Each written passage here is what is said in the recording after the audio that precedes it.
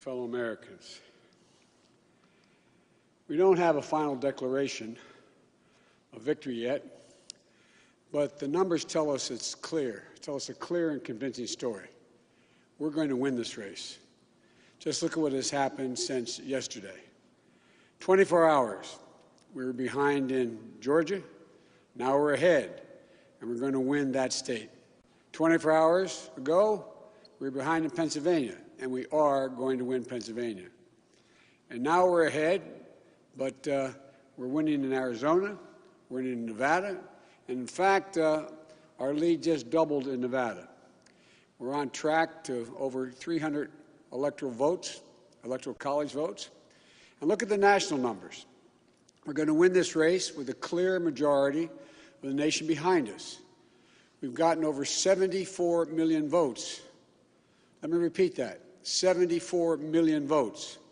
That's more than any presidential ticket has ever gotten in the history of the United States of America.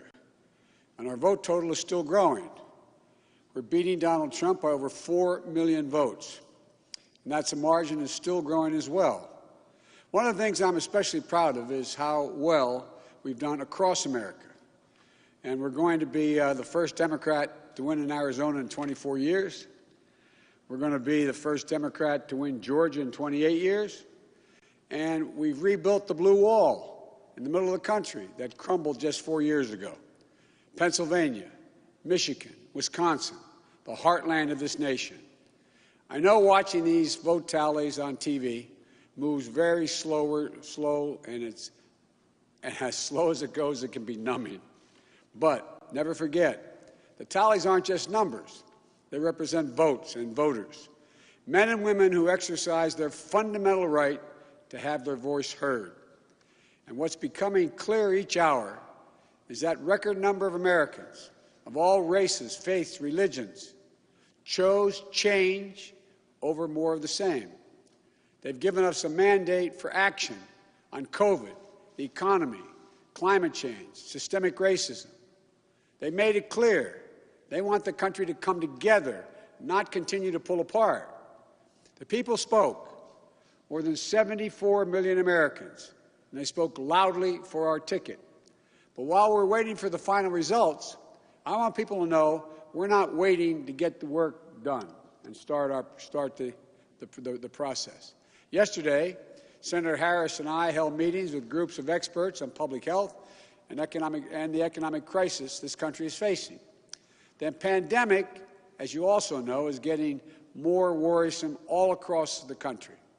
Daily cases are skyrocketing, and it's now believed that we could see as many as 200,000 cases in a single day. The death toll is approaching 240,000 lives lost to this virus. That's 240,000 empty chairs, kitchen tables, and dining room tables all across America. We'll never be able to measure all that pain and the loss, the suffering that so many families have experienced. We know something about what it feels like to lose someone. And I want them to know they're not alone. Our hearts break with you. I want everyone to know on day one, we're going to put our plan to control this virus into action. We can't save any of the lives lost. Any of those have been lost, but we can save a lot of lives in the months ahead. Senator Harris and I also heard yesterday about how this recovery is slowing because of the failure to get the pandemic under control. More than 20 million people are on unemployment. Millions are worried about making rent and putting food on the table. Our economic plan will put a focus on a path to a strong recovery. Look, we both know tensions are high. They can be high after a tough election, one like we've had. But we need to remember, we have to remain calm, patient.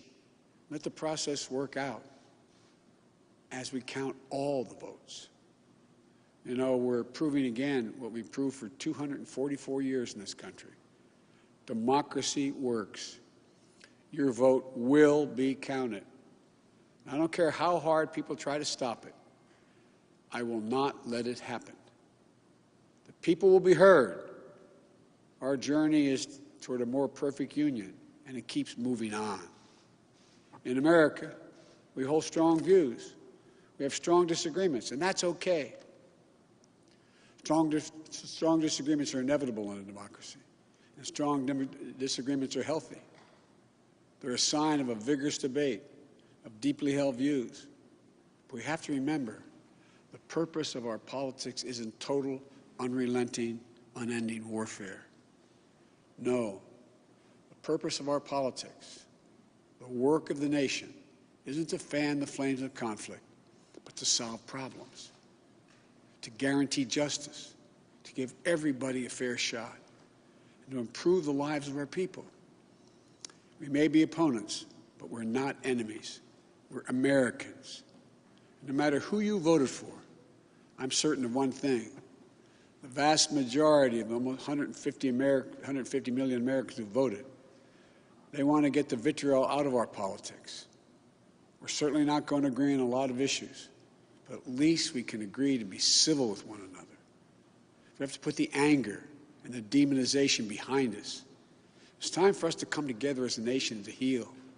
It's not going to be easy, but we have to try. My responsibility as president will be to represent the whole nation. And I want you to know that I'll work as hard for those who voted against me as those who voted for me. That's the job. That's the job. It's called the duty of care for all Americans. We have serious problems to deal with, from COVID to the economy to racial justice and climate change. We don't have any more time to waste on partisan warfare. You know, and more than that, we have such an incredible opportunity to build the future we want for our kids and our grandkids. I've said many, many times, I've never been more optimistic about the future of this nation. There is no reason we can't own the 21st century. We just need to remember who we are. This is the United States of America. And there's never been anything we've been unable to do, unable to accomplish when we've done it together. I hope to be talking to you tomorrow. I want to thank you all, and may God bless you, and may God protect our troops. Good night.